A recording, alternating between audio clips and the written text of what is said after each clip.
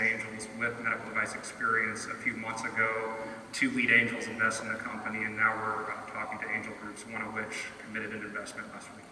And you actually won another business plan competition recently. We did. We were fortunate to perform well at a large competition called Rice Business Plan Competition in Houston. We were selected as the top life sciences company, and through that we got additional $200,000 in investment and $50,000 in cash.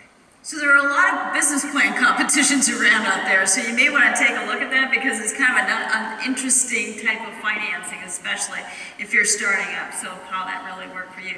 You mentioned angel groups here, and I send it back to Ira Weiss at the end, who's founded and led Hyde Park Angels, which is probably one of the biggest and most successful angel groups in town.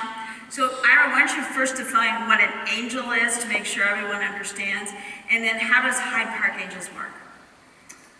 So I guess we're called angels because people write a check for an early stage company, and I guess I would think of it as an angel because when you write the check, you have no idea whether the money is coming back or when it may be coming back. But then you're also there to help out the company, and so that's really what an angel does: writes a check, and then in some cases helps out the company. The way an angel group works a little different than individual angels is an angel group will be a collection of these angels who will collectively and sometimes decide whether or not to make an investment, and then the investment size can be much larger. And I guess what I would say about angel groups, kind of building on some of what Mark Acker had said earlier, just thinking about if you're going to a group like an angel group or any other funding group like that kind of group, looking at the other kinds of investments that they've made and trying to see how closely you match to those kinds of investments. Because as someone looking for capital, generally, it can be a very time-consuming endeavor, and trying to find groups that invest in things that are as close as possible to whatever your venture is. So in our case, Hyde Park Angels tends to do mostly software investments, although we will do some retail and other kinds of investments. They're usually investments where it's the earliest stage at a company's business, maybe a seed stage, or maybe the Series A, which is the first more institutional round. And actually, we're a group of Hyde Park Angels, actually investors in Moxygene. So we're excited to see Sharon's progress. So, and I'm going to just jump in here because we always talk about software and tech businesses, but in many cases, I like this tech as a means to the end. And so, we have a baby clothes business here that is tech enabled. Scott's business, once again, is a shoe business that is tech enabled. So, the fact of the matter is there's a lot of business across all industries that once they're tech enabled, allows them to scale in a different way, which attracts more of the equity type of investment. So right now, you're looking, that's nice, you can also look at Paul and Scott, okay? Oh, Hyde Park, yeah, no. Sure, okay. Some medical investing a little bit here and there as a group. And certainly, Scott, I know Scott, and I've talked to him before. A lot of times for groups like ours, or even individual investors, if you're an entrepreneur, even meeting with the group or individuals who write these kinds of checks, even before you're looking for money, is helpful. And what's the old saying? You go to ask for advice, and someone gives. You go to ask for money, and someone gives you advice, and you go to ask for advice, and someone gives you money. So, you go in and you say, well, I'm not looking for money, I just really want your input on my business. And, it's good to do that and develop a bit of a relationship with funders early on. So. Cool. So I kind of want to switch gears here because we've talked a little bit about equity here, and hopefully you all come back with some questions on this. But the other thing is there's debt instruments as well that can come into play to more an alternative capacity. And Jonathan, I want to pass it to you because you're Jonathan Brereton, CEO, President of Axion Chicago. So tell us a little bit about how you look at deals and where you come into the mix. I think just a couple rules of thumb, though. Funding for startups is difficult, period. I think especially on the debt side. So as a lender that's only investing debt really into small businesses, you've got to have cash flow. So a debt lender is looking for cash flow. You've got to have enough coming in to make the loan payments and keep the doors open. So inherent in that there's going to be times where debt just doesn't work. So the cash flow has to work. I think pricing is always going to be higher as a startup, and that's something for everybody to always keep in mind.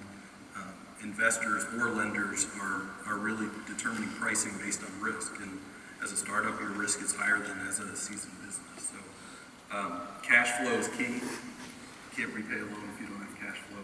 An investor, typically, the investing equity is going to be more patient. So we're talking 5 to 10 year horizons.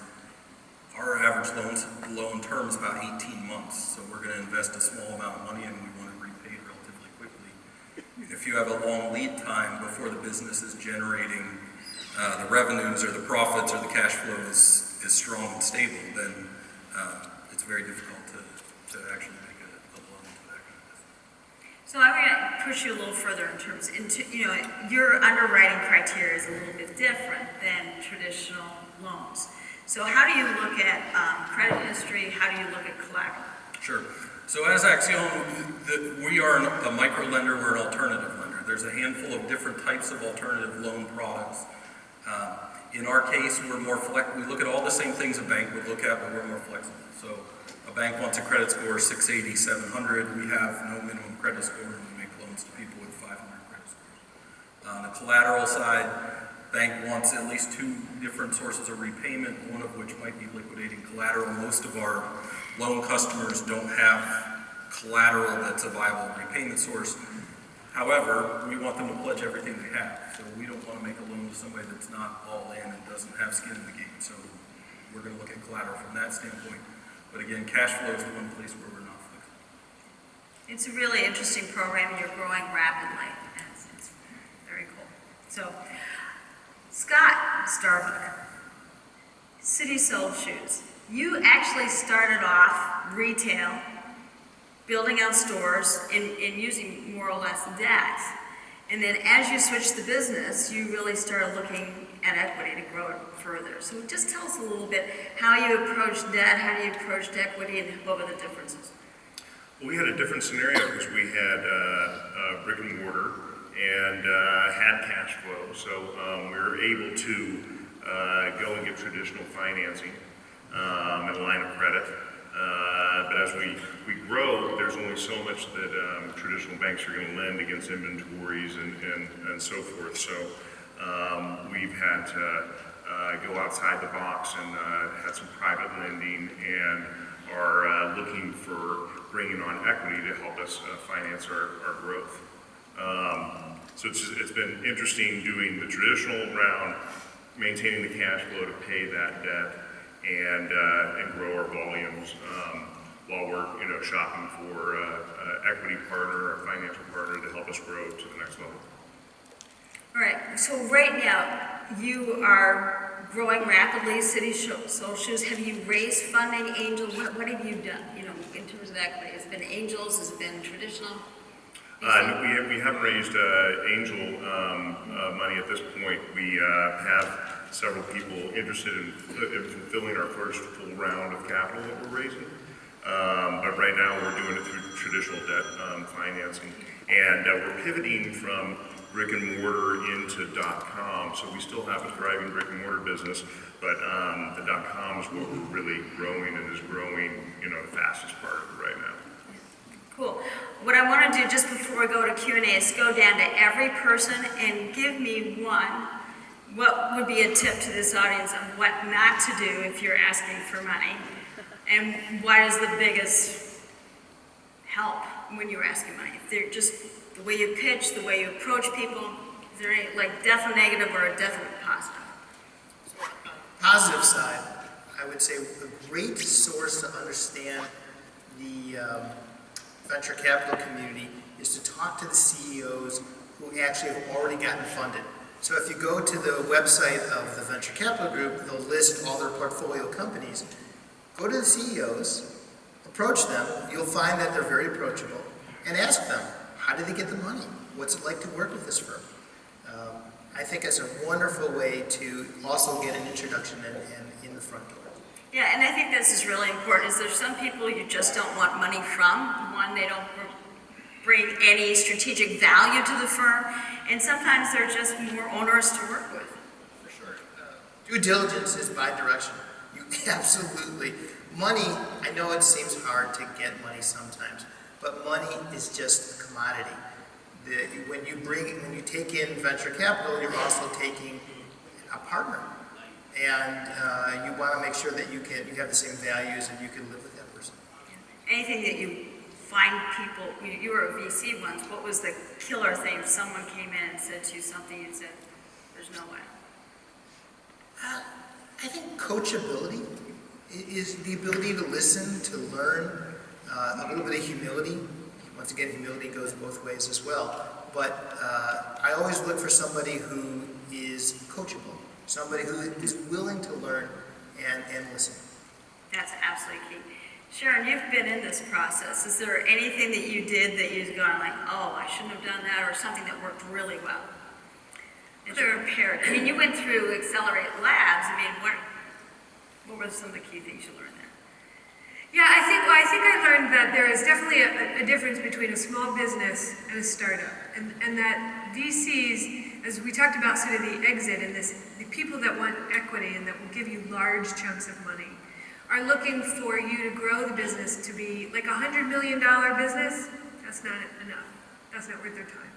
If it's not going to be a $500 million business, $1 billion business, at least theoretically, if you don't think you can get there, then they're kind of not interested in that. So you have to make sure that's the business you want before you pursue that. Because if, as Linda or maybe Mark said, if you want kind of a family, business and it's a nice $20-30 million year, I mean, a lot of us would be really thrilled with that. And that's not the world that they're operating in. So I think it was a big education for me in terms of the consequence. You think money, great money, somebody's going to invest, but there's real consequences in the decisions you make and the risks that you take and the way that you operate your business that come from the kind of dollars that you take. So that was a huge education for me. Absolutely. Paul, were you any ideas? I mean, you're in a very tough area in terms of just going through the medical process and everything else.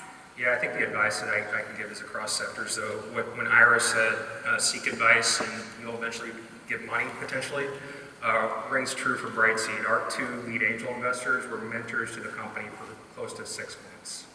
And it was through that relationship that actually they asked to invest. We didn't solicit.